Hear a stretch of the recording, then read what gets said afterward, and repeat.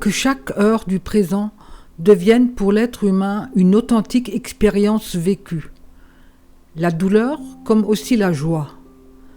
De toute son aspiration, de toutes ses pensées, la personne doit être ouverte au présent et être par cela en état de veille.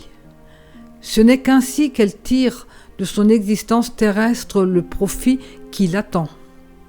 Ni ses pensées tournées vers le passé, ni ses rêves d'avenir ne lui permettent un véritable vécu. En effet, seul un vécu véritable possède une force suffisante pour marquer l'esprit d'un saut qui l'emporte comme gain dans l'au-delà.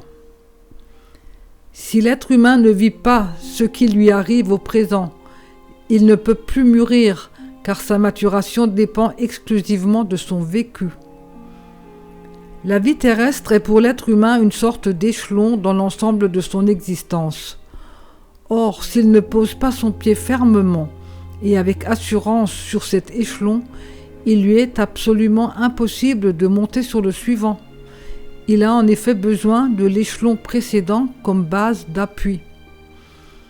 Autrement dit, ce n'est que dans le vécu plein et effectif de chaque marche à expérimenter que la marche immédiatement supérieure peut se développer.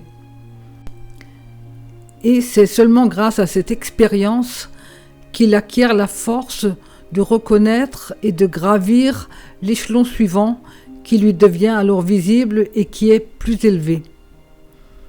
Évoquer le passé, oui, mais pour en tirer des enseignements. Rêver de l'avenir, oui, mais pour s'en trouver stimulé. Cependant, vivre de façon pleinement consciente et en retirer un profit spirituel, voilà qui ne peut se faire que dans le présent.